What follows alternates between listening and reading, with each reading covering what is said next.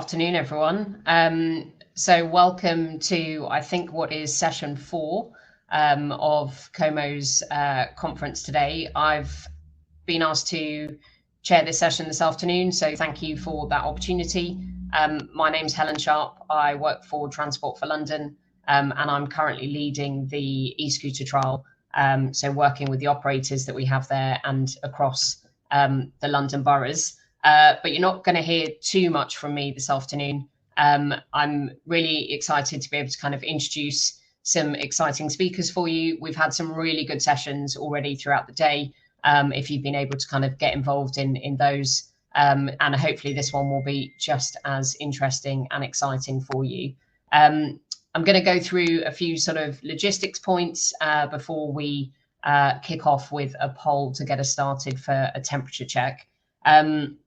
So yeah, really just a big welcome to everyone joining, and a huge thank you to the speakers that are going to share some really interesting topics with us this afternoon.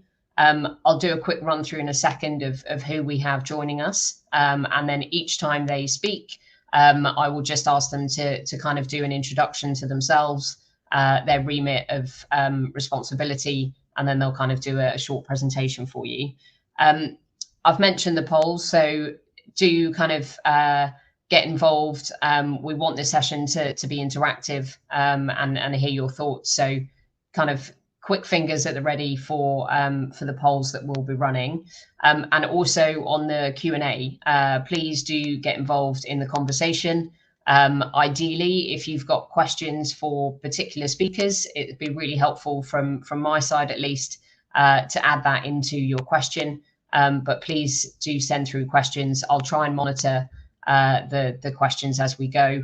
I believe you're also able to kind of upvote any questions. So if you really want to hear the answer, or someone's asked a particularly tricky question and you want to kind of potentially watch some of us squirm, then yeah, you can upvote those questions as well.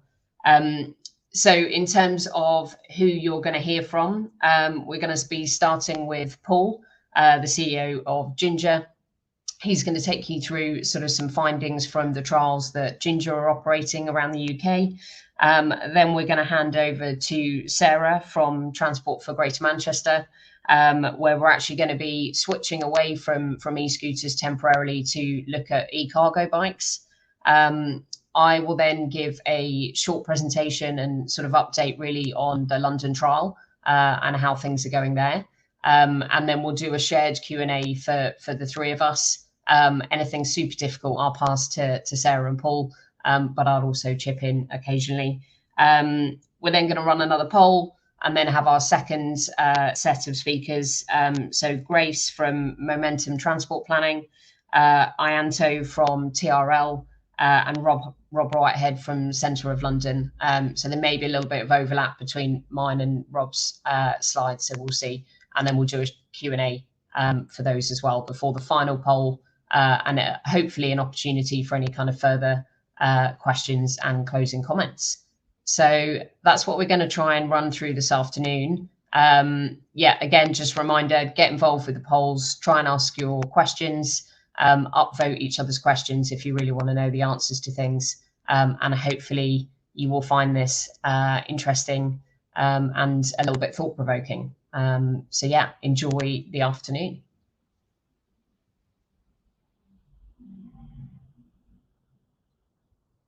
Okay, so just starting then with the first poll.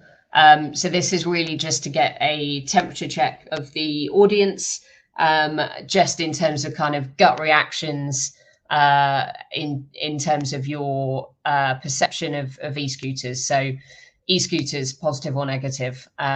We all know they're pretty divisive, and it looks like the poll is showing those opinions as well. I'll just give it about a minute or so that those numbers can continue to come through. Quite close at the moment, very close at the moment. If we watch the live screen.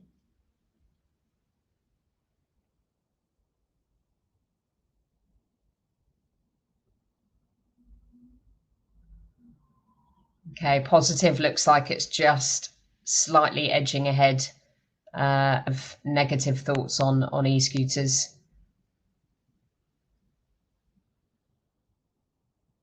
Good. So that just gets a good indication of audience thoughts. So very slightly positive, but not too much in it. So with that, Paul, I'm going to pass over to you. Thank you very much for speaking. Love the Christmas decorations in the background. I feel I've let the sides down. Absolutely. So Paul, if you could introduce yourselves and then kick off with your short presentation, please. Great. Thank you, Helen. Goodness, it was a little bit nerve-wracking watching that poll, but let's see how it goes. My name is Paul Hodgins. I am the head of Ginger. We are a British micromobility company. I say micromobility because it's not all about e-scooters, but I'll get back to that. I've only got 5 minutes, so it's a whistle-stop tour, and I'll just try to get over some thoughts, and then we can come back to things in the Q&A. But some of my messages on my slides might have to be subliminal. But my first key message in all of this is that micromobility and e-scooters is not all about London and not all about the big cities. It is for our towns and our villages just as much as the big places. And in fact, if you categorize things as I've done here and divide it up, well, they're disparate. Actually, the opportunity in smaller locations is just as big, if not bigger, in those larger areas. Ginger runs 8 of the pilots around the country. So we had the very first one. We were started in the Tees Valley in Middlesbrough and Hartlepool. We're in places like Milton Keynes, Chester, Scunthorpe, Whitehaven, and Great Yarmouth. So we've got good experience in different locations around the country. And as I say, those places that are not the ones that people immediately think about. For anybody familiar, having said that, with the London pilot, we run all of our pilots very similarly. We believe in structure, whether it's e-scooters or bikes or otherwise. All of our implementations have fixed parking bays and design in the city. We just think it's just better for towns as well as big cities. We think it's better for all users. And actually, as an operator, it works well for us. It's simpler and it's lower cost, and we get fewer complaints in how we implement it. We also believe this being transport, it's not just a matter of just throwing a bunch of vehicles on the pavements and hope people using it. It's got to be designed, integrated with the rest of the transport in town. It's got to work for multimodal transport. And as I say, it's got to work for all users. So we've worked very closely with our areas to design our parking bays and our implementation together with other transport locations into workplaces and residential areas. We also believe that pricing is very important. The industry standard of an unlock fee and a per minute fee, we think just allows certain types of users and actually discourages long-term use. We've made ours in all of our areas much more like public transport, £2 for 20 minutes. It's much more like taking the bus. And in fact, we have found that works very well. We believe it leads to longer, more regular usage, and it spreads the usage amongst different users throughout town. So we think you've got to be thinking about implementing this, including the pricing in a way that makes it usable for people on a day-to-day basis. And I can answer questions on that later.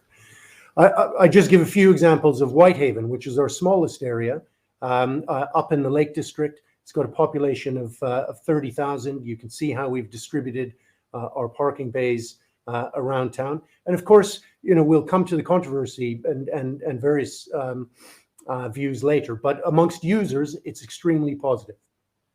75% of our respondents there would recommend it, and 72% of those use cars. If anybody's been to Whitehaven, you see how really a lot of people are getting around in their cars, but how tight it is.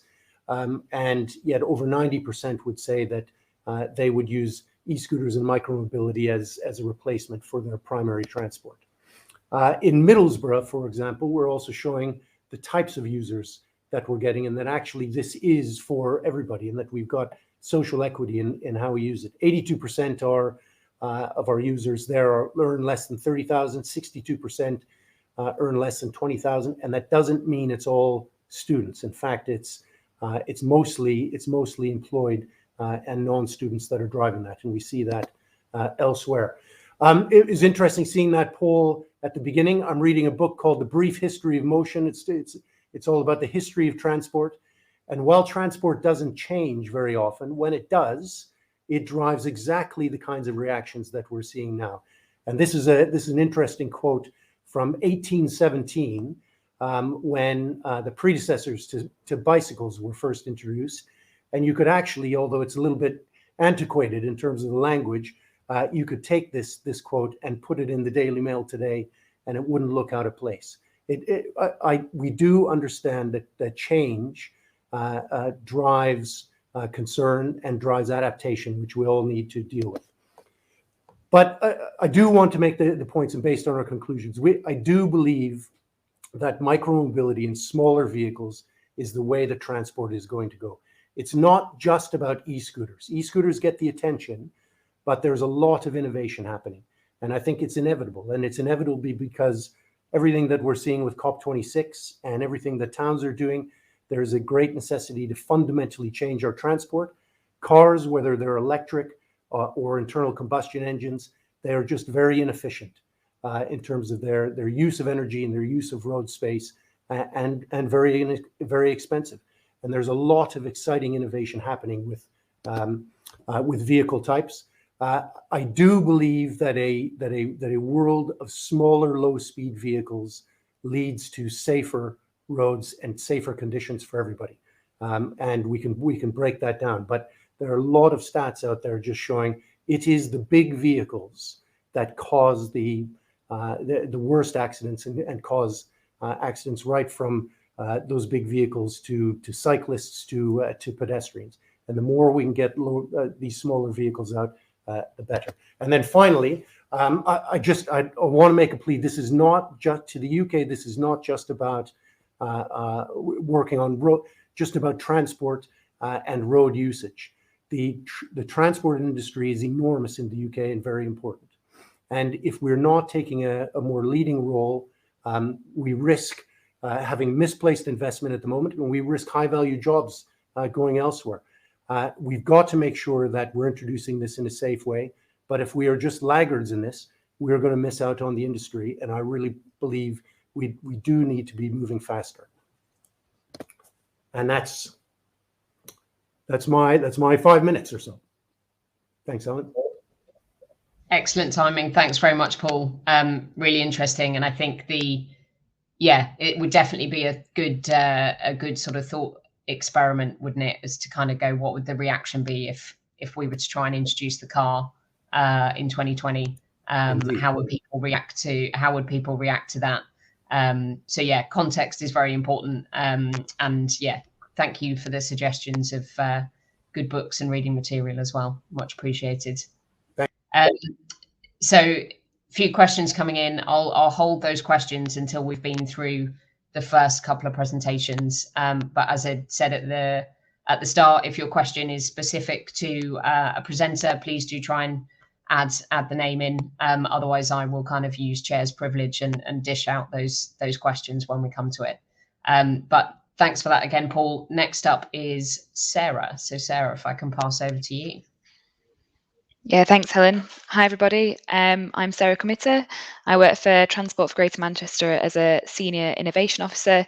And yeah, thank you for the opportunity to speak today. I'd like to share a project that I've been working on called eHubs, and in particular, the e-cargo bike element of the project. So eHubs is an Interreg Northwest Europe funded project. Manchester is one of 6 cities which are privileged to be taking part across Northwest Europe. The principal aim of the project is to reduce carbon emissions, and that's mainly through expediting people towards electric vehicles, reducing private car ownership, and also increasing active travel and the use of shared mobility. From a Manchester perspective, we're really excited to be trialling shared mobility, as we believe it will really help us in our development of mobility hubs going forward and our shared mobility strategy.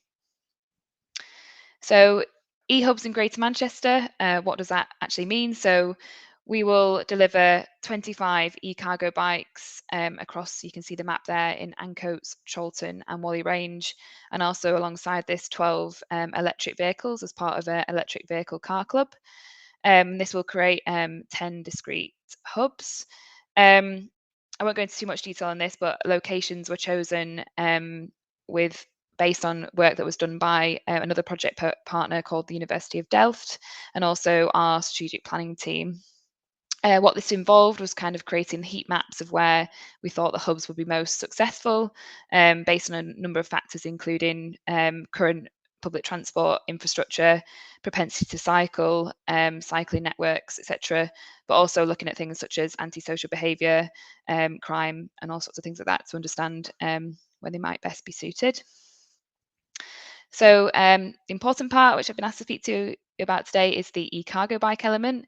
So you can see on the bottom left there, that's what the e-cargo bikes actually look like. They're supplied by another Interreg eHubs project partner called Cargaroo. They're a Dutch based brand. And as they're obviously based in the Netherlands, we've appointed, alongside Cargaroo, Manchester Bike Hire to operate and maintain the bikes as part of the trial. So in terms of infrastructure, the e-cargo bikes require their own Sheffield stand to be parked next to, but there is no requirement for any electrical infrastructure because they operate via a battery swap scheme. And they also operate on a back-to-base model, so the user has to rent them from their home location and also return them back to this particular stand in order to end the rental. So the booking works via the Cargaroo app. You can get a map of all the locations of where the e-cargo bikes can be rented from, and they can be reserved for up to 20 minutes in advance of a journey for a £1 fee, but they cost £3.50 an hour to hire. In terms of security, they have a two-way locking system. So there is a chain which physically locks the bikes, the Sheffield stand, which is released and locked via the app as well.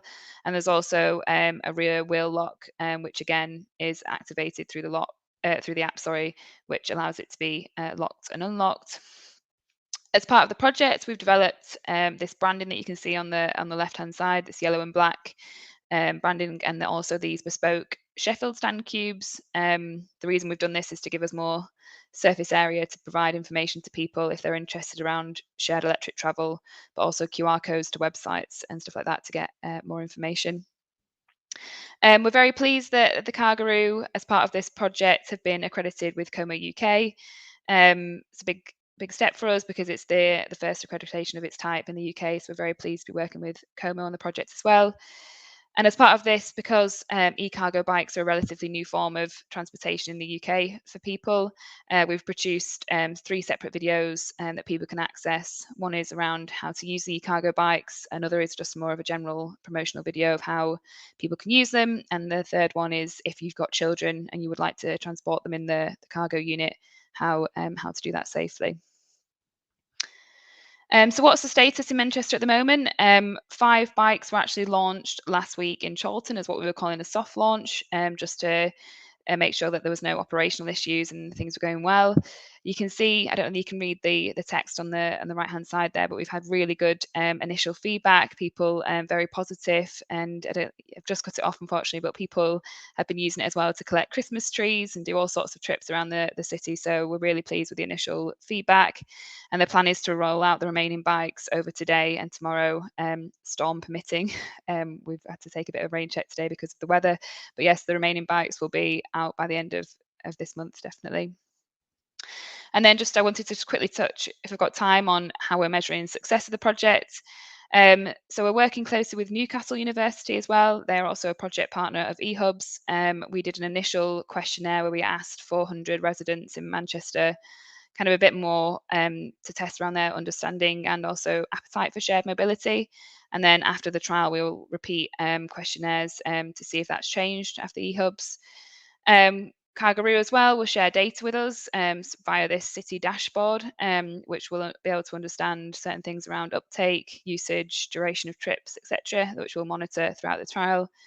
And as part of this, we want to obviously evaluate how it goes and hopefully, well, it definitely will feed into the development of shared mobility strategy going forward and the development of mobility hubs. And I just wanted to end with some key learnings, because it has been quite a new thing for TFGM, and I just thought it would be helpful to summarise if any other districts or cities are looking at doing something similar. So I definitely just say early engagement with local authorities and city districts to gain agreement on locations and understanding of where the best place would be it was really helpful for us, and something that helped us push this through.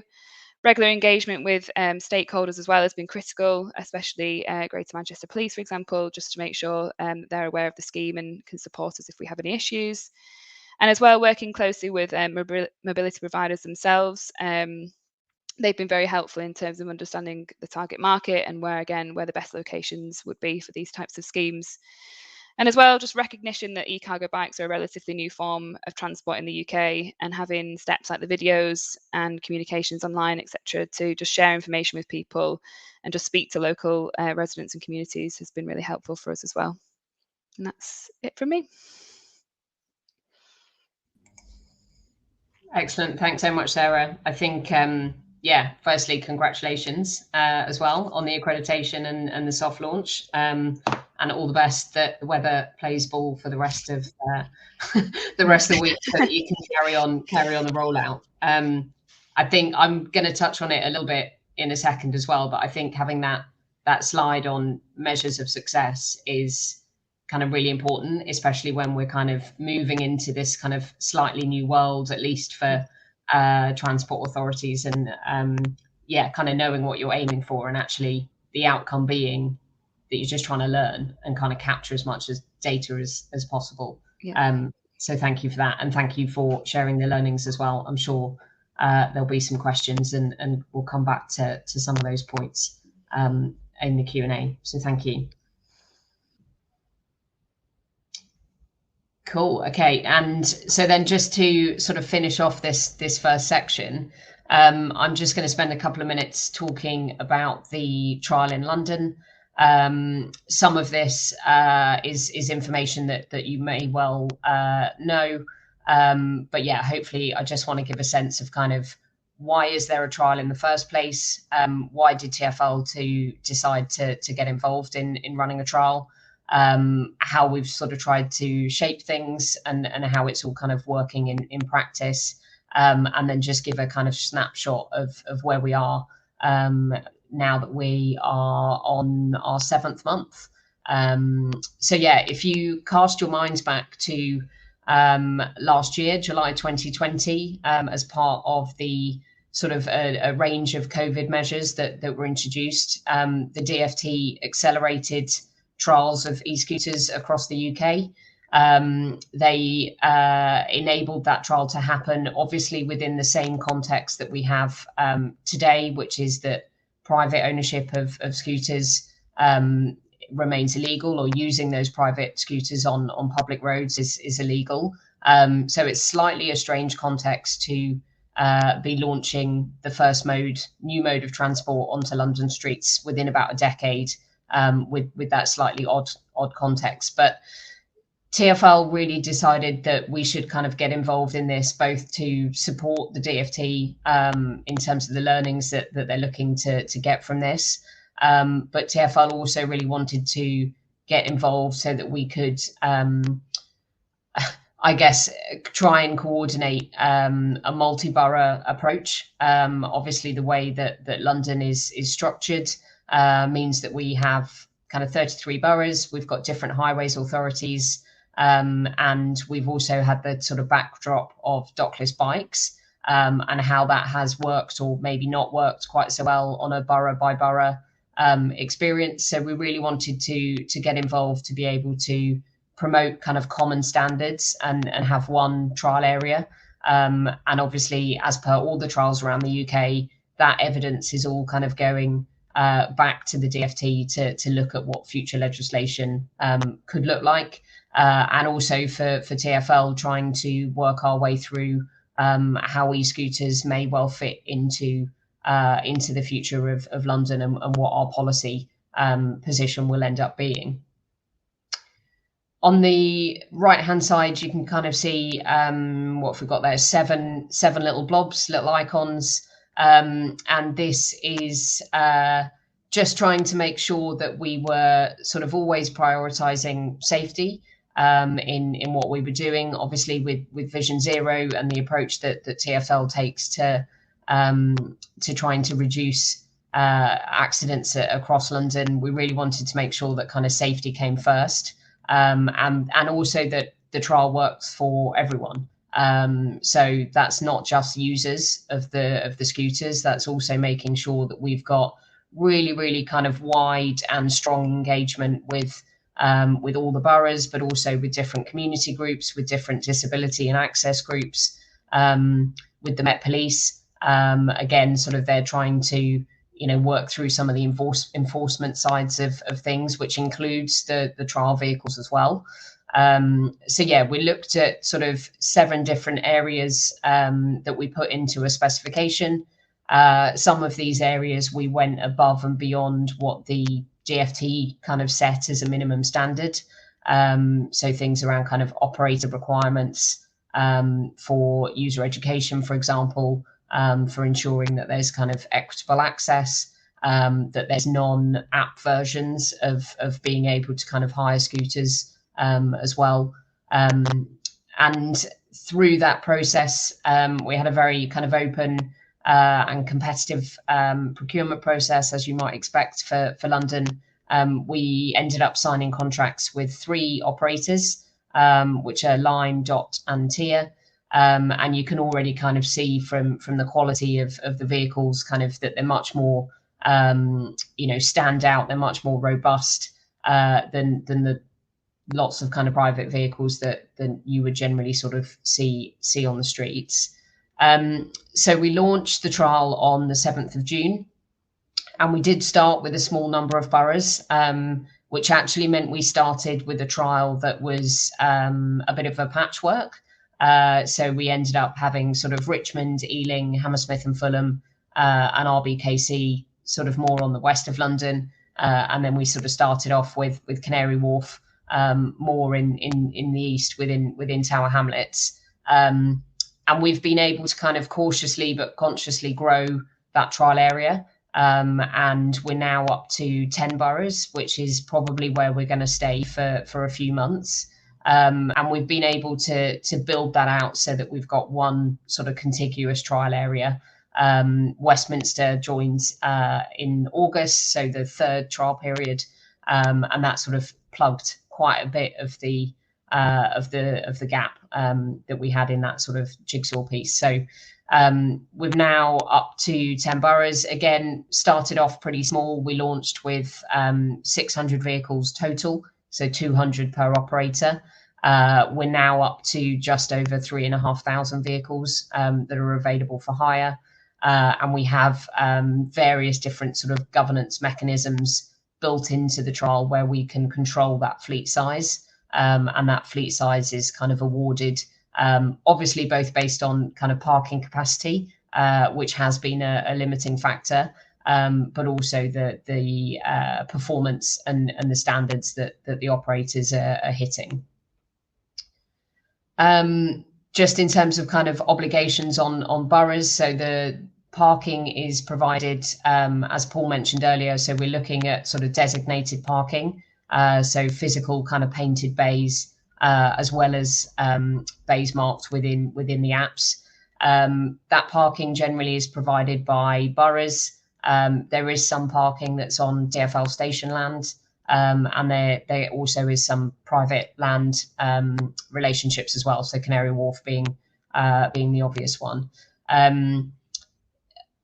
Parking does kind of limit some of our ability to grow the scheme. We've obviously got to have enough kind of capacity out there to put more vehicles out on street. And we're sort of experimenting a little bit with what the appropriate sort of ratio is of spaces to scooters, and obviously how the operators then respond in terms of parking capacity, fleet management, and their sort of distribution policies as well. So we at TfL have actively decided to published some key metrics. We know that this is an area of interest for most people, or most people that have an interest in micromobility.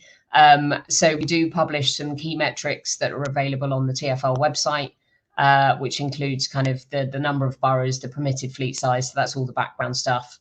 And then we look at average trip distance, trip duration, and we also are reporting our injury statistics. There are quite a few caveats that go with that data, all of which kind of accompany the publishing of those stats.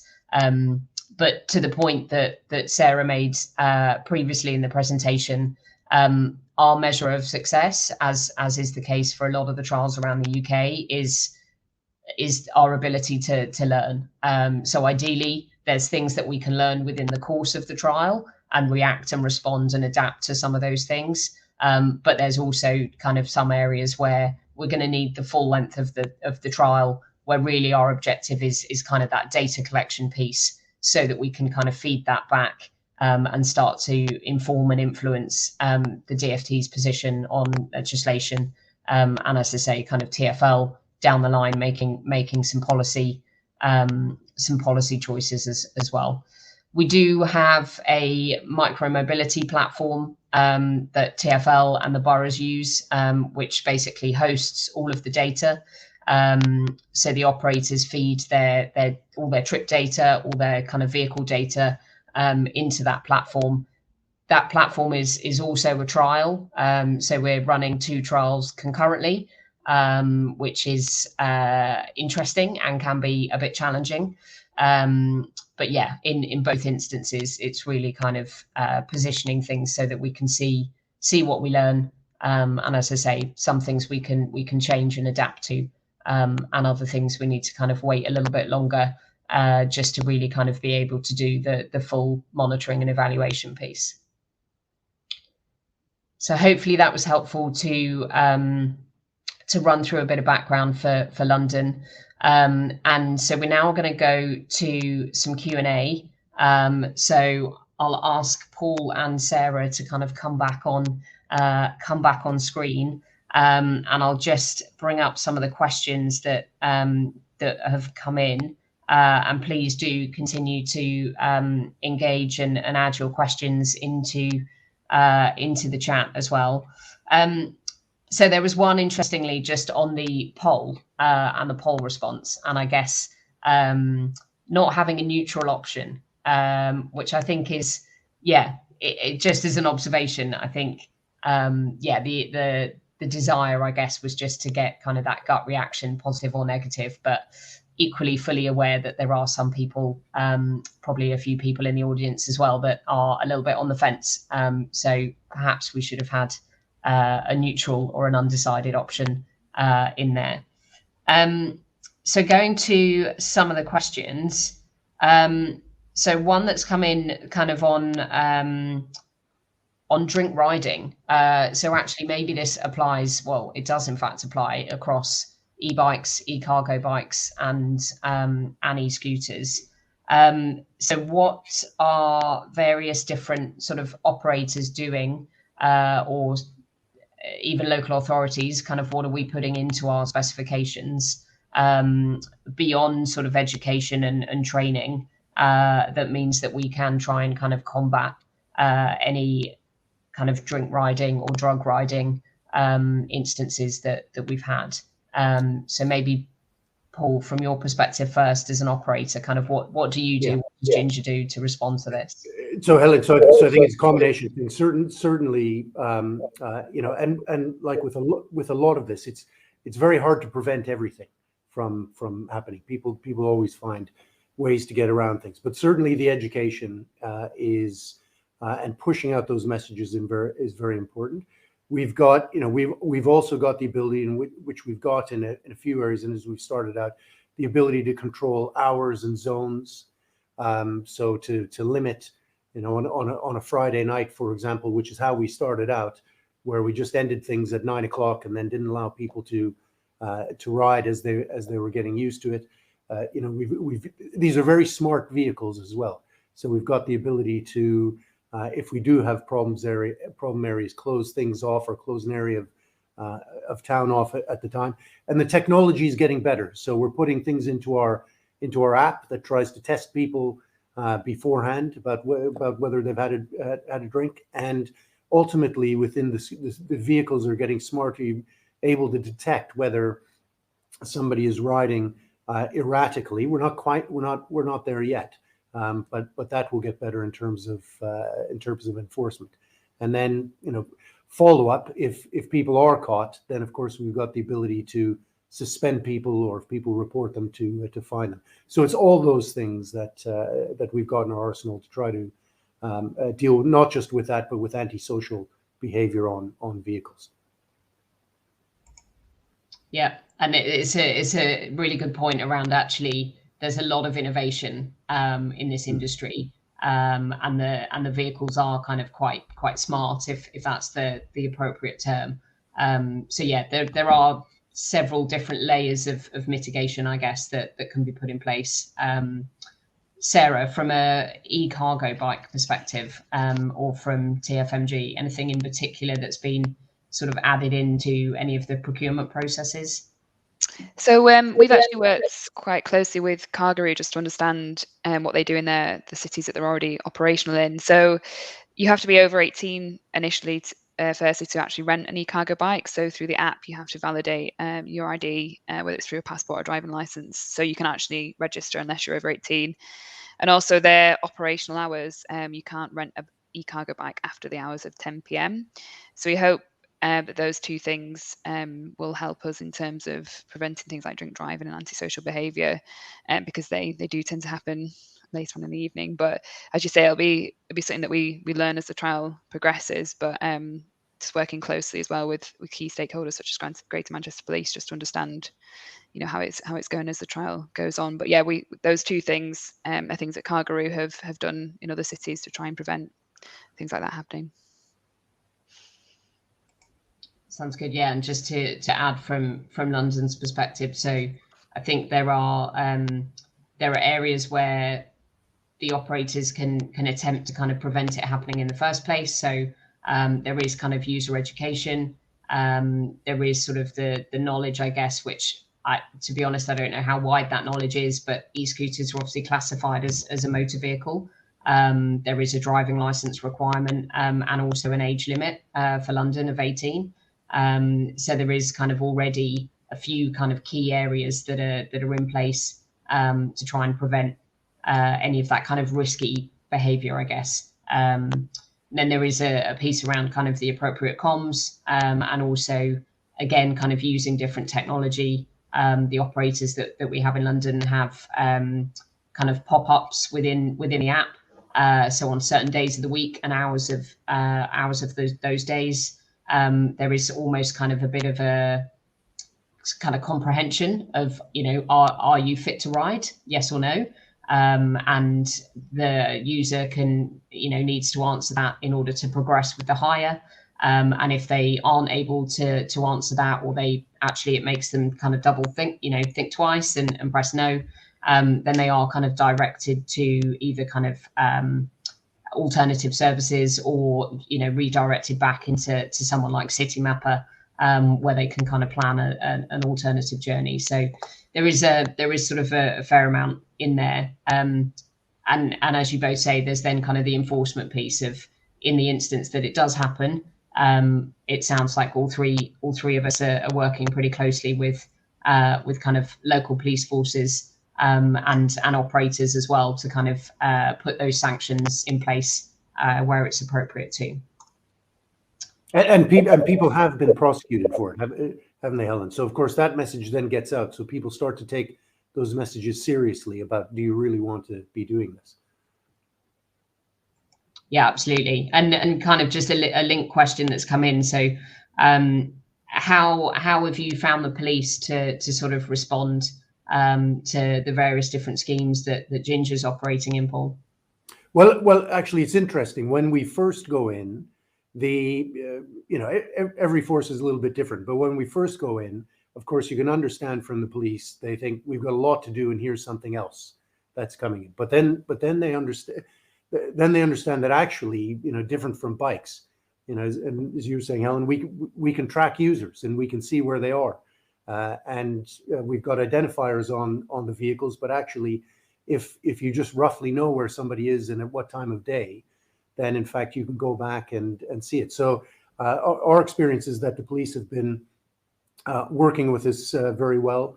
It's interesting, they've got different reactions to whether they want private scooters legalized or not, having seen things, saying, well, actually, we need some rules and we need some structure that people are following.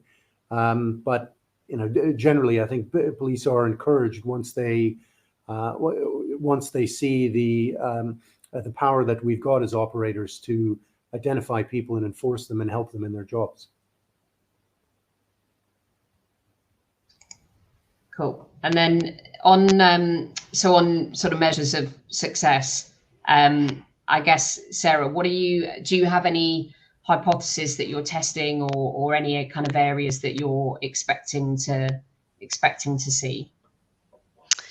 I think, as you said earlier, it's quite a tricky one because it is such a new thing. So defining success isn't, we just want to do a trial and see what the uptake is, how people use it, how long people use it for. But essentially, we just want to understand the appetite for shared mobility, people's willingness to leave the car at home for periods of time, for short journeys in particular. And just to see, if we can change people's attitudes really around shared mobility and encourage people out of private cars where public transport might not be the most convenient option. What are those other options for people to use? And that's what we're looking to understand through this trial. And influencing as well the further development of the shared mobility strategy going forward for Greater Manchester. Thanks. And Paul, kind of from an operator perspective, what I'm interested, what are your measures of success for the UK trials? Well, of course, we've been talking about safety, and so of course, safety is a key measure to be able to show it. But ultimately, after that, it really is about usage, and it's about the take up, and it's about the type of usage, as Sarah was talking about.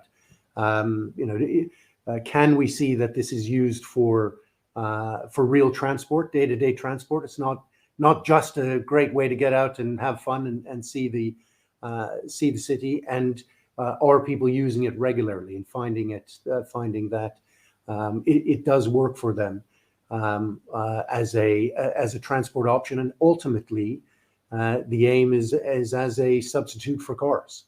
And so are we seeing that genuine modal shift? And we've certainly seen over time. Of course, when they first get introduced, you go through a novelty phase. They're new to everybody. They want to get on them. They want to try them. They go for big, long rides. And then that usage changes over time. And you see that it changes much more to point-to-point sort of day-to-day usage. And that's what we have been seeing. So ultimately, if we can show that it is useful for residents and local businesses, and that ultimately it helps to get people out of their cars, that's ultimately what we're trying to do. Yeah, absolutely. And I guess on that point of kind of motivating the right behavior changes or the mode shift question, ultimately, are we seeing or do we expect to see I guess a mixed picture in terms of mode shift? So I wouldn't expect it to be kind of everyone moving out of cars. There probably will be an impact on walking and cycling. How interested to maybe Sarah for you first, kind of how are you expecting to kind of respond to some of that information as it comes through? And potentially cargo bikes may be a bit different in this space. I suppose, well, yeah, we're viewing cargo bikes as a active mode itself, because even though they are power assisted, it still requires you to cycle. But I think a part of the eHubs as well is the electric vehicle car club. So that potentially could cannibalise some walking and cycling. But I think what we're looking in particular, like Paul was saying, is just where private car usage, those people would probably naturally be able to make that transition to maybe the EV car club more easily than maybe switching to public transport or walking and cycling. So it's those like gradual step changes that enable people to make more sustainable choices that we want people to be able to do more easily. And I think these just the choice and the options that shared mobility brings enables that. So I think that hopefully that answers your question. I'm not sure if it if it does, but I think it's one of those things that we'll just monitor as the trial goes on and try and understand people's perceptions throughout. But as it's like I say, it's quite a new thing. We're just going to see how it goes throughout the trial. Yeah, and I would add, Helen. I mean, and you're right. It's not all about cars, and we've got to see how it uses this. There's a complex relationship with public transport, for example. In some places, it'll cannibalize it or be used as a substitute. In other places, it may add to the usage because it's easier to get to stations. And so you can imagine for short distances that you have micro vehicles, whether they be bikes, e-bikes, scooters, or whatever comes, feeding into longer form use of public transport. But I do also believe with walking and cycling, there will be both, a certain amount which I think will change over time. Again, we go through a novelty phase, and once it's not a novelty, I mean, we can't force people to go everywhere in the way that we all want them to go everywhere. They do have to have some choice. And, people walk because they like to walk. And if we can create a better environment for them, and they've gotten past the novelty of all the fun of these new vehicles, I do believe that, they will choose more cycling and walking at the times that they want it, and that we're giving better options. So, there are complex relationships with both. But I think as we get through this phase, if you get a better environment for people to cycle and walk and take these vehicles and take public transport, we will get more of that. Yeah, definitely. And just sort of final thoughts before we wrap up this Q&A. But I think that interaction piece is important. And I guess where do we sort of see the interaction being between sort of e-bikes and e-scooters and e-car clubs? Like, is there particular kind of user groups who are more or less likely to use them, or is it about kind of having a selection of different choices that are not the private car? What are we sort of seeing anything in data? Do people use an e-bike before they use an e-scooter, or vice versa? Have you sort of seen any market trends there, Paul? Well, I think we're still learning that, and in fact, in one of our areas, we're about to swap out the e-scooters for e-bikes to try out now that people have used it and see what that usage is like. But I do think it comes down to it is about having a selection of vehicles, and it is about, and so it will then come down to what is the right type of vehicle for the journey. But then, of course, it will come to personal preference on those vehicles. And I think there are going to be vehicle forms that we haven't seen yet, kind of, electric tricycles, for example, or even a cooler version of a mobility scooter and others that people will be able to use. And then, ultimately, when they want to use a manual bike and others, because they want to get the exercise, they will. So I think it's about us offering the options and then allowing people to choose the type of vehicle that they want and that's right for the journey. And a colleague of mine is at a conference in Birmingham, and he's been sending all sorts of variety of pictures of future things that may well end up on streets, and various kind of e-bikes with huge tires and 30 mile an hour speed limits and all sorts. So yeah, I think the micromobility landscape is always going to be kind of changing and quite innovative. Just Sarah, final question for you. That arguably kind of e-cargo bikes sometimes are sort of perceived to be a little bit niche. How do we kind of collectively sort of push them forward and make sure that they are kind of seen as a viable choice for people? I think educationally, it's definitely something that we need to share more widely. So as part of the project as well, we've made e-cargo bike training for people that want to sign up. It's free of charge. So if anyone does want to do that, they can. So I think maybe they could be a bit daunting compared to a normal bike. So having that training piece hopefully can overcome that. But I think just having them on street in locations, residential places where people can rent them for £3.50 an hour, give them a go. They might see other people riding them and think, oh, that's the kind of thing that I want to have a go with. I can look at the app and find some in my local area and also give it a try. We're also doing something which is called our Cargaroo Ambassador Scheme. So in return for credits, local residents as well can kind of look after a bike. And if anyone's got any questions, they know it's that person that they need to speak to, and they can potentially give them a training session as well, or just introduce them to it a bit more widely. So I think it's that community aspect of it, seeing other people do it, but also that training element that we want to make people aware of, just so if they do want to give it a go, they can quite easily. But yeah, I think just making it visible for people. Yeah, definitely. And maybe if a few of them have got Christmas trees in the front, they'll definitely become more visible over the next few weeks or so. So absolutely. Well, thank you both very much. Really appreciate being able to answer all those questions. And if there is time, I will bring you back in right at the end. So thank you very much. Thank you, Ellen. We're going to now take our second poll. So fastest fingers again. And so the poll question is, what needs to change to get e-scooters widely accepted in the UK? And I think you've got a range of kind of comments there that you can vote for, including an other category. So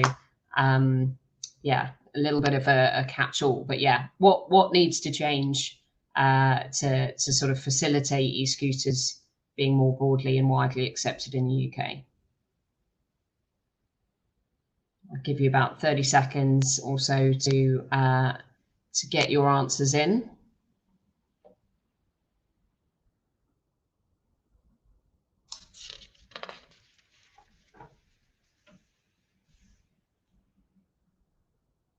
Okay, quite a broad mix actually. So everything from sort of safer space on the road, different sort of parking controls, safety features, quite a lot on politics and public understanding, less so on helmets and design, which is interesting.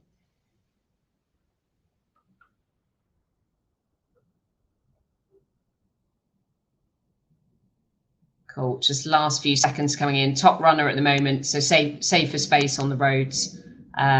So really kind of for that, I'm interpreting that as kind of the infrastructure piece, street planning, but also kind of the interaction with other modes potentially as well. That one definitely coming out top there with 33. I'm assuming these are in percent, so 33%. Perfect. Okay, cool. So thanks for that. And we will come back to kind of, I'm sure, some of those themes that were just mentioned there in that poll.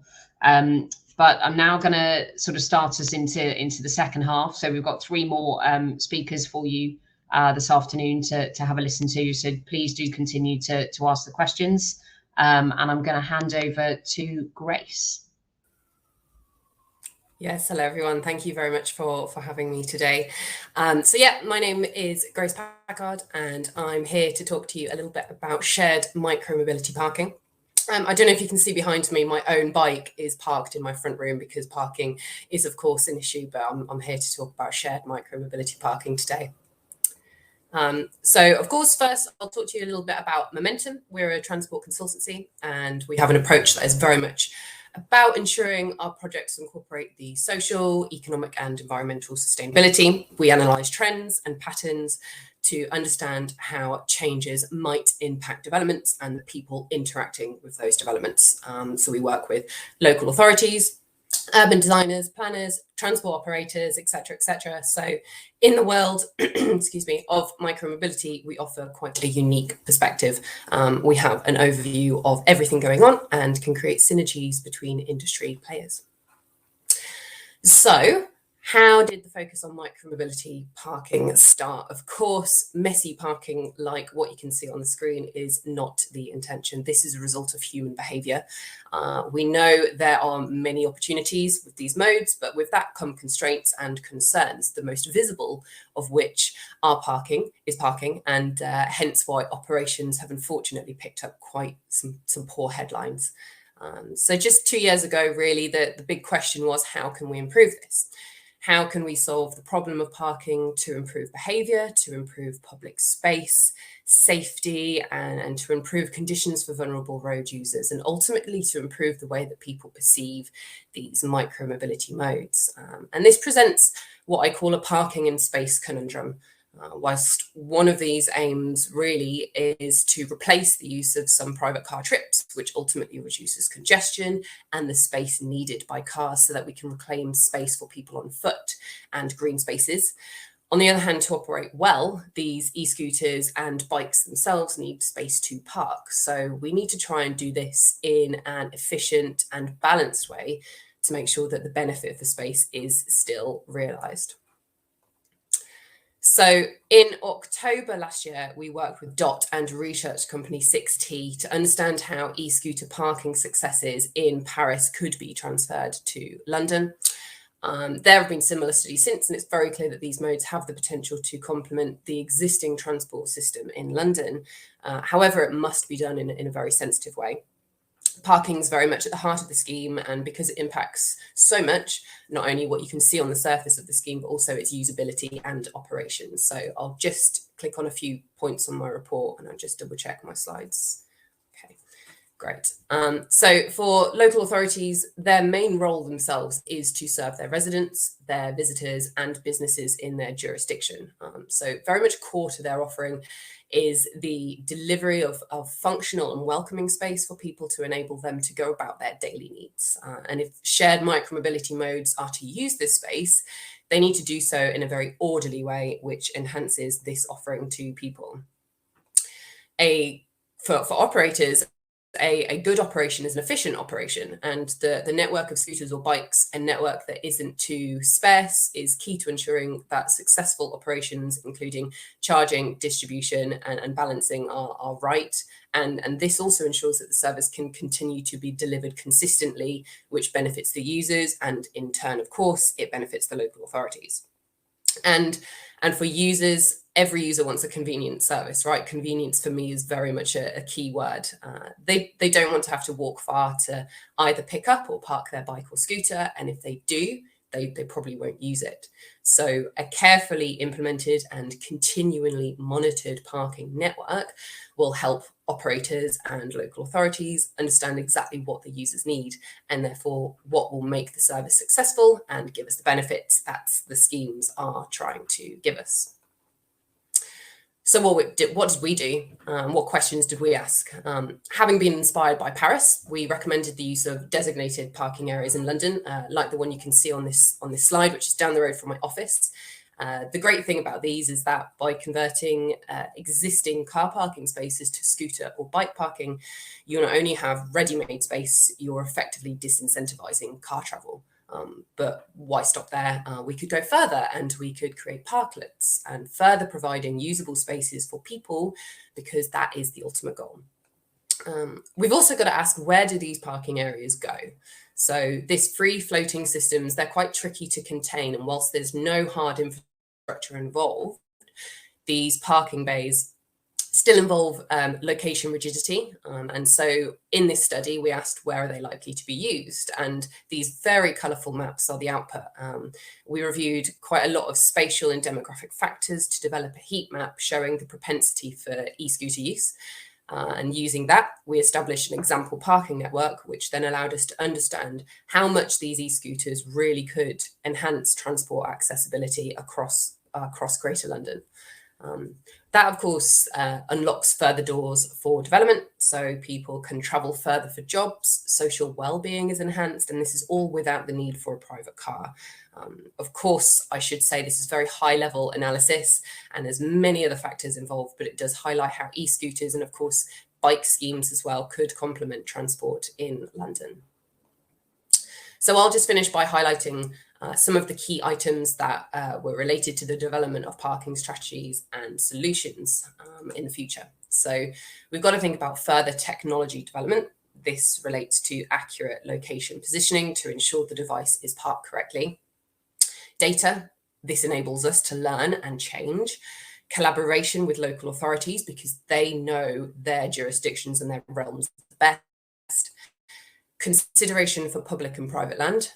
There's a lot of opportunities out there, as you know, the example in Canary Wharf, to work with business parks and shopping centres to, for example, to encourage more non-car travel, and this also presents a greater lever for modal shift. And design, go beyond paint. Right, good design is powerful and it can provide a lot of benefits, you know, for example, through mobility hubs. And one of the things that I wanted to emphasize the most really is the importance of time. Behavior change is not going to happen overnight, but we can start to recognize patterns and themes very quickly. And if it's going in the right direction, then let's work with it.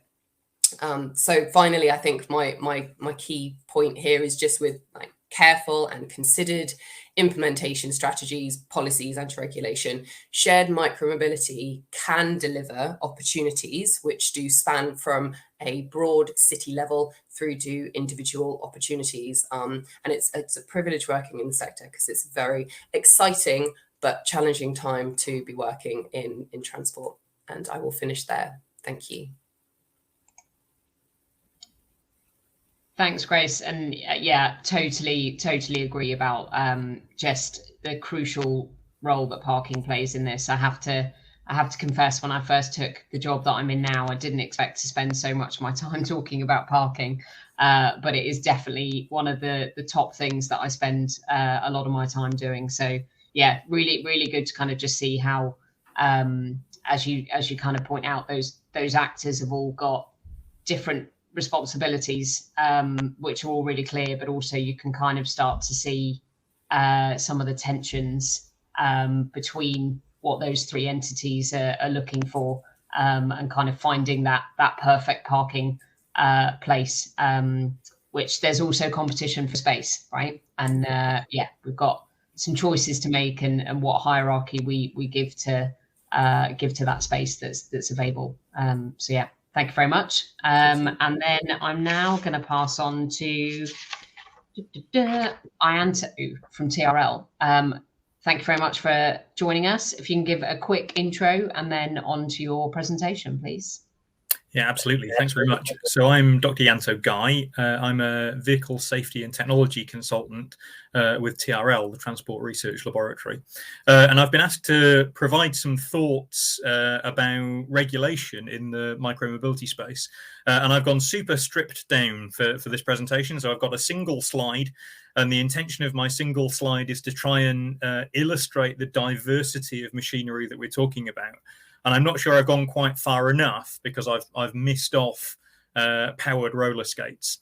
Over the last few years, I've been involved with quite a number of areas in the micromobility space in providing what you might call research support to regulators. So what TRL does very broadly is we do the research and we provide that research primarily to regulators, to the Department for Transport in the UK and a number of international departments for transport, and also to the European Commission. Transport is living in interesting times at the moment. If you look at the history of transport, 120 or so years ago, we decided that the internal combustion engine was a really good idea. And then we started putting that on platforms that primarily had either 2 or 4 wheels. And at that point, we got rid of automation, we got rid of autonomous systems, and started using purely human-operated systems. And here we are 120 years later, and we've decided that probably internal combustion engines are a really bad idea, and we ought to replace that probably with electric motors. And we're also really interested in having vehicles that can drive themselves again. Catapulted into the middle of all this is micromobility. And it's really interesting. I look back across the last 3 years that I've been with TRL. 3 years ago, back at the end of 2018, I went to a conference, and there was a guy there from the University of Oregon who said e-scooters are going to be massive. And there was 150 of us from the transport industry, and none of us knew what he was talking about. So just to reflect on how quickly that development has happened, here we are 3 years later talking about the mass adoption of e-scooters and other forms of micromobility into the general population and into the transport infrastructure. We've got some big challenges because regulation moves very slowly. Evolution works at a glacial pace, whereas the development of technology that we've seen in the last few years has been more at meteoric pace. Now, there are some enormous opportunities available to us from that very rapid development of innovation. And of course, we kind of need regulation to catch up with that. The danger with regulation is that it very often is reactive, and it very often isn't that forward-looking. So there is the possibility that we might say, well, okay, let us assume that e-scooters are a good idea. And e-scooters have got 2 wheels, and they've got 2 little wheels, and they've got a battery and an electric motor, and they've got handlebars, right?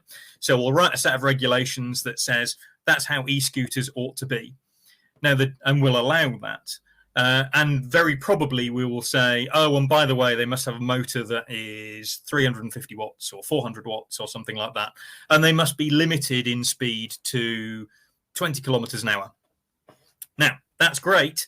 And that might provide us with a vehicle that is relatively safe to use. But the danger of regulating in that way is it strips away the possibility that, hey, well, actually an e-scooter with 3 wheels might be better, or an e-scooter with big wheels, or perhaps even having an e-scooter that for some reason needs a 2,000 watt motor. And if you think about things like the hoverboard that I've illustrated there, or the e-unicycle that I've illustrated, well, they need big motors, and they need big motors because they use the torque from those big motors to keep themselves upright. So we need, in the way we write regulation, to be really careful that we don't stifle innovation and we don't prevent a better possible future for micromobility that perhaps doesn't have 2 wheels, perhaps doesn't have handlebars. I've also included there some bigger vehicles, and the vehicle top right there is the Stint. This is a vehicle that is used exclusively in the Netherlands, and this is a people transporter. It's been designed for transporting 10 children to kindergarten, and it has a single operator who's standing on the back. Now, there was an accident a few years ago involving the Stint in which the vehicle failed to stop at a level crossing. And we've never fully understood the reason for that failure, and it appears that there may have been some interaction between the magnetic field around the railway and the vehicle, but whatever. The vehicle failed to stop at a level crossing and drove onto the level crossing. Now, I include this as a cautionary tale to say, well, okay, we shouldn't stifle innovation, and we need to be really careful, particularly in areas like e-cargo bikes and e-bikes generally, e-scooters, that we don't stifle the development of those machines. But we also need to be really careful that we don't have unintended consequences to that innovation, and that we don't entirely allow unbridled development without also thinking about the safety consequences. I'm going to close by saying we also need to think very carefully about the problems that we're trying to solve through micromobility. So e-scooters are great. I am a relatively young, able-bodied man with no children. And e-scooters for me, when I go to places that have got e-scooters, I like using them. They're great, they're good fun, and they're a really great way of moving around. If I had children, well, I'm effectively prohibited from using e-scooters because I can't carry an extra person. The rules say that I can't have an extra person on my e-scooter. So if I had a child, I couldn't carry it on the e-scooter. So we need to be really careful in the way that we devise regulations, that we think about the unintended consequences of those regulations and the way in which they interact with societal factors. So we need to think carefully about what is it we're trying to solve by introducing these new technologies, and what can we do to the regulation of these technologies to ensure that they have the highest societal benefit.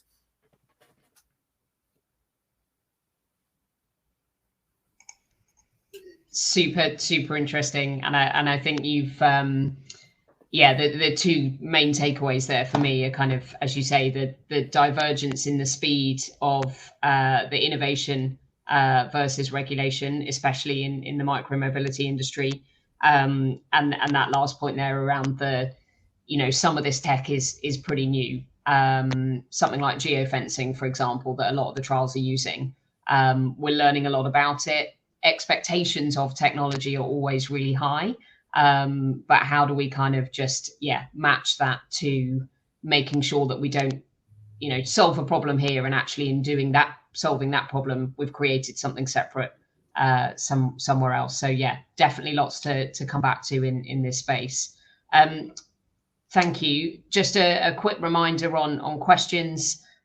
You are able to kind of slide across, I believe, in the sort of column on your right hand side of your screen.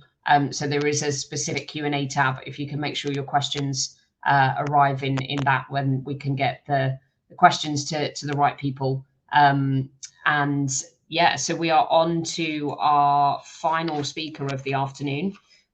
So Rob, welcome to the stage. Over to you for the final session. Hello, Helen. Thank you very much. Hello, everyone. I'm just going to try and talk you through a bit about the work that we've been doing on micromobility in London, and sort of filling in gaps, really, rather than repeating some of the things we've said. I just need to take this out. Hopefully you can still hear me. So just to say, I'm a Director of Strategic Development at a think tank. We're a think tank about London, London's only dedicated think tank, Centre for London. And we have been thinking about micromobility for a while now, in conjunction with some of the people you've already heard speak. And I guess it's worth just reflecting a bit, zooming out, and very much going, stepping off from where Ianto took us. Why is this an issue? Why should we bother thinking about this at all? Our job as a think tank is to consider the sort of big challenges facing London. Well, for us, micromobility has the potential for addressing some of the big things facing London. I've just seen today new data which suggests that London is the most congested city in the world.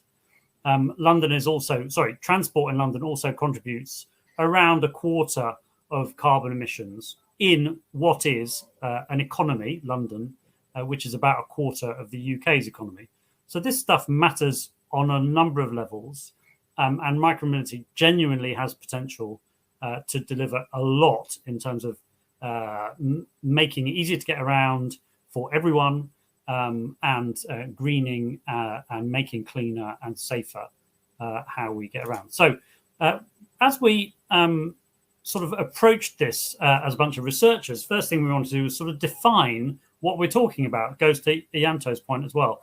And in the end, and I think very helpfully, rather than decide that micromobility was vehicles of a certain mass or speed or power, because there's too many variables to sort of play with there, we decided that our definition was anything which can be safely ridden alongside bicycles in cycle lanes. So if it's too big for that or too fast for that, it doesn't count. And just a quick reflection on the scale of micromobility use in London today. So micromobility is bikes, e-bikes, e-scooters. If you look at that very small green slither here, that's how much micromobility is currently used across journey types in London. It's only 2%. Now, it might not look like that in central London, where cycling is quite well provided for and quite popular, but there's a lot of journeys across the big space that is London. You compare that with sort of the world leader, pretty much, on micromobility, you can see Amsterdam, that green slice is 27%. So the potential is huge. So this really merits our attention and our careful consideration.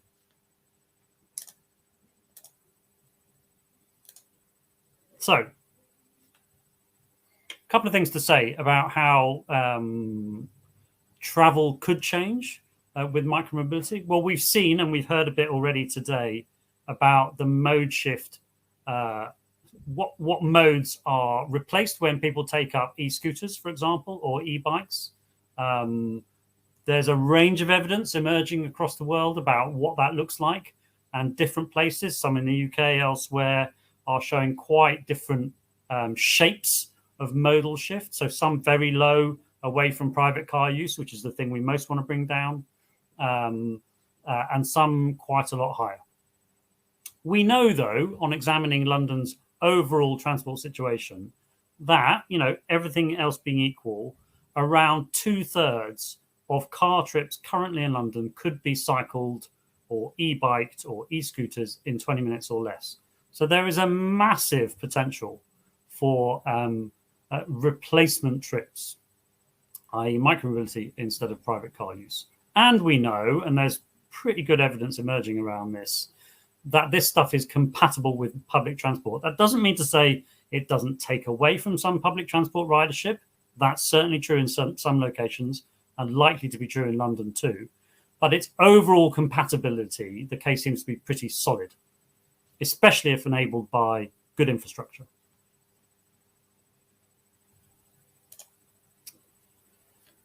The other thing we know, and this looks pretty solid, is that, and this is just backing up the initial sort of hypothesis really, that CO2 emissions from micromobility are very low compared to other modes. That's especially true for private use. So we've been thinking about micromobility in its broadest sense, private and shared. Private use, much lower than anything else. We know as well, looking at the current population of cyclists, that they don't really represent the city's population. So the sort of obverse of that is they have the potential to reach far further. We know that shared micromobility users reflect that a little, are younger and maler than the average people in the population. We know that access to this stuff is very uneven. You can see that by the cycle parking map there. We're also sort of, there's emergent evidence that suggests that powered micromobility reaches different parts of our communities in different ways. And that sort of adds to its potential, if you like, if we want this stuff to be inclusive and to go far and wide. Just setting out this is our research that we launched in September. I shared a link to it earlier. We sort of outlined what we see as the key barriers. So inconsistency of schemes I've just talked about. You saw the e-scooter trials, only 10 boroughs in London out of 33. And there's a few others that we've listed there. I'm very conscious of time, so I'll just rattle through the sort of conclusion of all of this.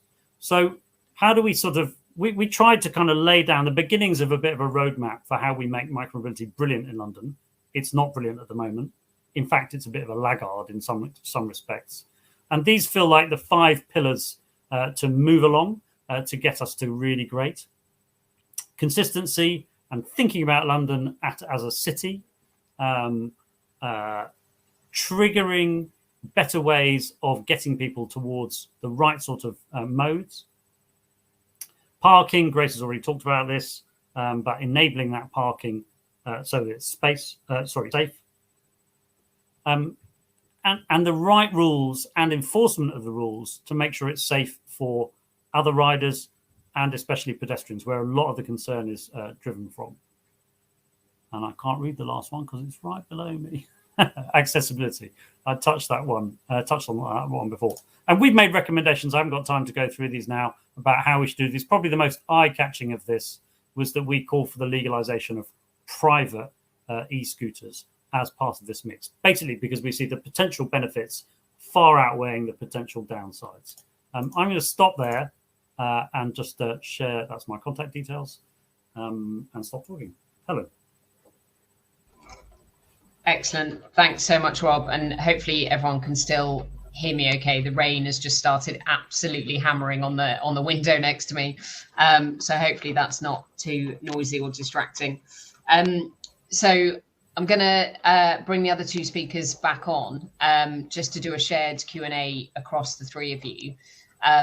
Because I think hopefully what the audience have sort of seen or maybe been thinking is the first half really was about some examples of delivery, some examples of kind of how this is kind of being trialed in various areas. And this second half is more sort of shifting just into sort of policies and regulation, and maybe some sort of thoughts around kind of integrated micromobility options.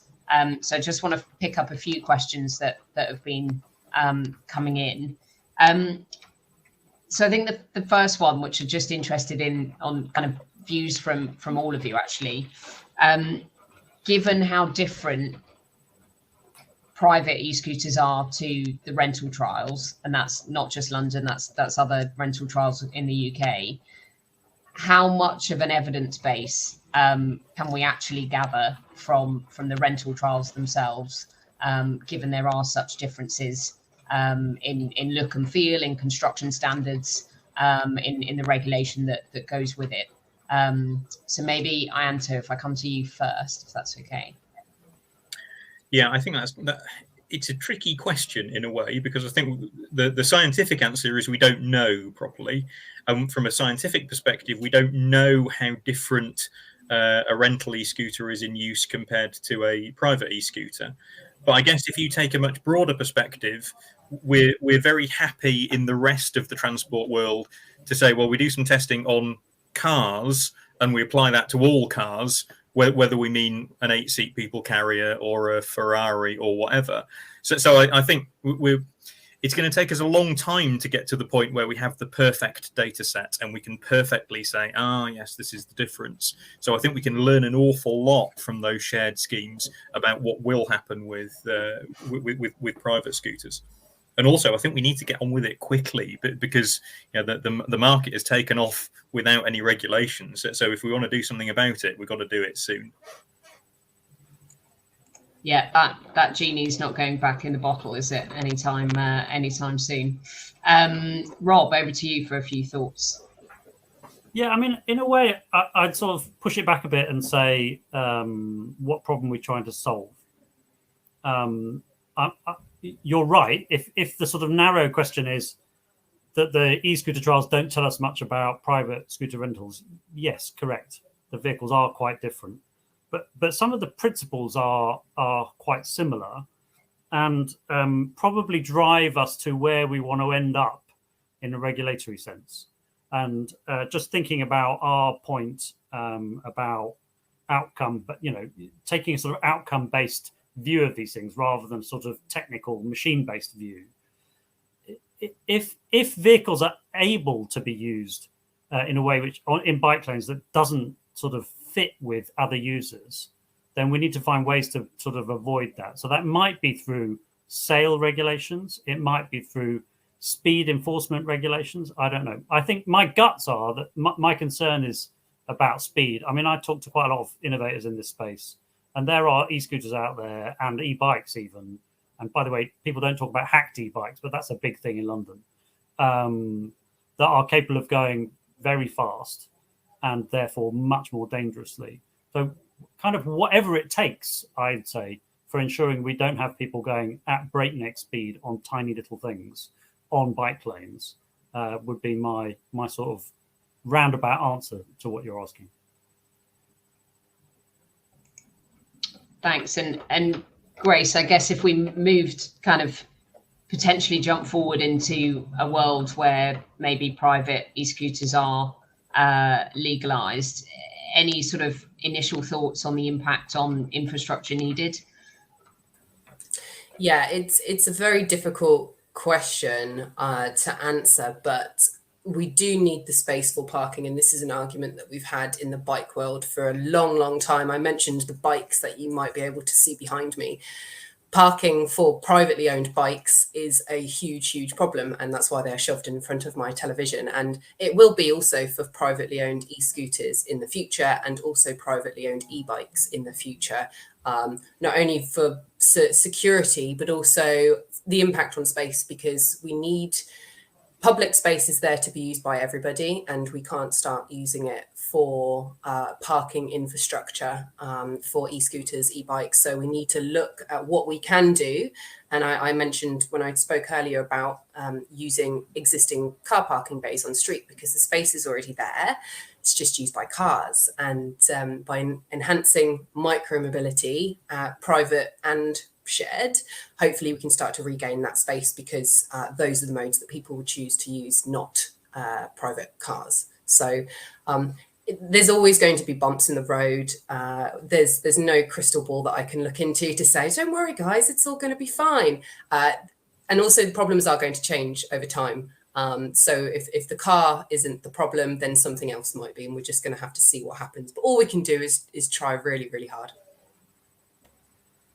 I think it's interesting to come back to Paul's point right at the beginning about the kind of novelty aspect of micromobility and the Daily Mail headlines that, okay, every time somebody gets killed on an e-scooter, that's a front page headline, whereas we don't have that every time somebody is killed in a car. And I think it's also interesting how much we are prepared to micro-regulate the micromobility industry. Now, I'm equivocal on whether this is a good idea or not, but you know, the whole business about, well, we must have speed limiters so that you can't exceed 20 or 25 or 30 or whatever kilometers an hour, and we must have geofencing so that you can only go in certain places, and we must have alco locks, and we must have, you know, you're only allowed to operate in certain places. We don't do that for anything else. And I guess there is an interesting kind of societal question about, is that how we should be regulating transport? Are we happy regulating transport like that? Maybe we should, but it's interesting how much of a contrast it is to what we do with other forms of transport. Yeah, the pitfalls of hypocrisy are very high in this area. Yeah, it's a really good point, and a completely true observation. And I guess even within, you know, my experience of TfL and the comparison that we make between the modes that we operate, the scorecards that we've got in place, and the metrics that we're looking at for all the modes versus the attention that is on e-scooters. And it is because they're new. It is the first mode of transport that's been brought onto London streets, and expectations are really high. So, you know, everything that is asked for in terms of the technology, the response of the operators, you know, that's all at a really high standard, and it's often actually more than is asked for in lots of other kind of modes of transport, cars and otherwise across TfL. But yeah, that is a very difficult balance to find. And actually, I was going to kind of move us on to safety. So maybe there is an angle of, you know, are we talking about safety too much potentially, or kind of, you know, the focus is maybe too narrow. But just linking back to the poll question that we had, sort of, where are the areas that we should be focusing on, and how can we, if in fact safety is a problem, how can we kind of try and improve that safety record across the piece? Can I just come in on that on maybe two fronts? One is, the poll's right. The more protected, decent places we've got to use this stuff, the better. The second is, and this drives sort of the genie out of the bottle argument.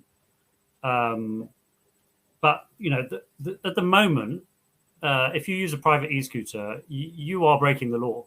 Or if you're driving on a road, so why not go on the pavement? You're breaking the law still.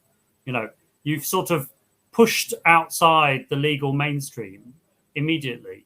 So I think part of the argument for overall legalization is A, the potential that I outlined, and others have too, but B, just to bring it into a space where we can sort of govern this more sensibly and regulate it fairly and reasonably, given the various threats. I mean, by and large, and we're preaching to the converted here, we know that this small green stuff is going to produce safer streets overall compared to car-dominated, you know, diesel and petrol belching engine transport. That's pretty incontrovertible when you really boil it down. So, you know, we need to get to sort of sensible overall management quickly. I think for me, the crucial thing is modal shift. And I think we have the risk that if we get this wrong, the mode shift will be from walking and public transport, and we'll keep the same number of car drivers that we always had, and we'll have fewer people using public transport. And if you play the epidemiology numbers game, that increases your number of casualties, and that's a bad thing. So through public policy and through the way in which we implement schemes and you know, the type of schemes we implement, whether those are e-scooter, cargo bike, or whatever, and how attractive we can make them to different user groups, that in itself will have a safety effect, because that will influence the modal shift. Yeah, and to jump in there, I mean, ultimately, this comes down to human behavior, and we do not have full control over human behavior, but we can influence as much as we possibly can. But if we compare bikes and scooters to cars, you know, very, very few people in their right mind would get in a car under the influence of alcohol. But a lot more seemingly would possibly do it on a scooter and a bike. And what is the difference there? Why do they think they are safer, perhaps, on a scooter or a bike?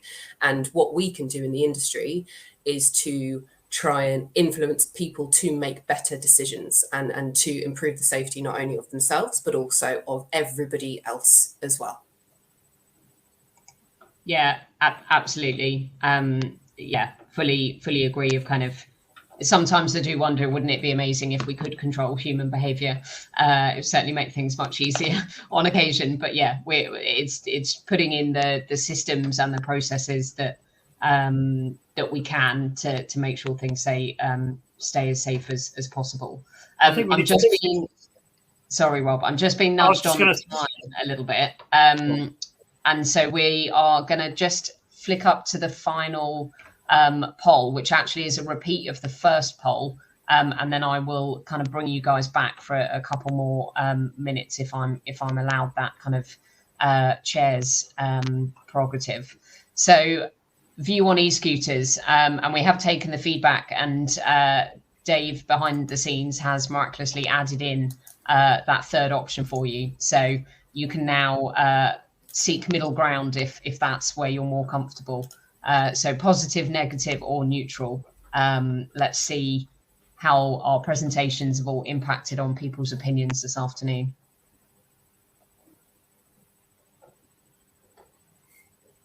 Good. So positive, just slightly tipping, but a fair amount in the neutral camp, which is definitely understandable, and a few still with a negative view. I'll just give that sort of 10 more seconds to finish off.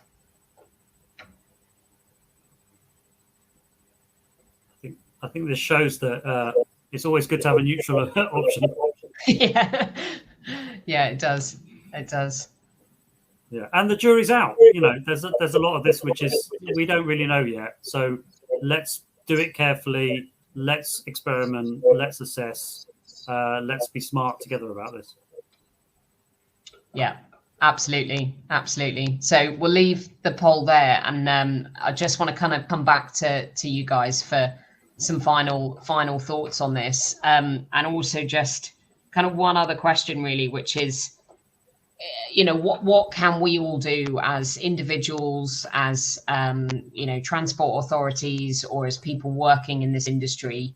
What can we all kind of take away and do that will really kind of make sure that micromobility is kind of as comprehensive as it can be, as safe as it can be, and genuinely kind of giving people a viable option to use, and maybe just kind of nudge people away from that private car ownership piece?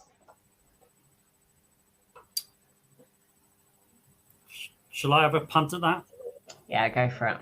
I mean, I would just say, going back to the beginning of my set, think about the possibilities here of what this could do for us if we really embrace it and program it in and regulate smartly and distribute wisely and build good markets for it, and let people have the freedom to use their preferred choices where it, you know, fits with our wider goals.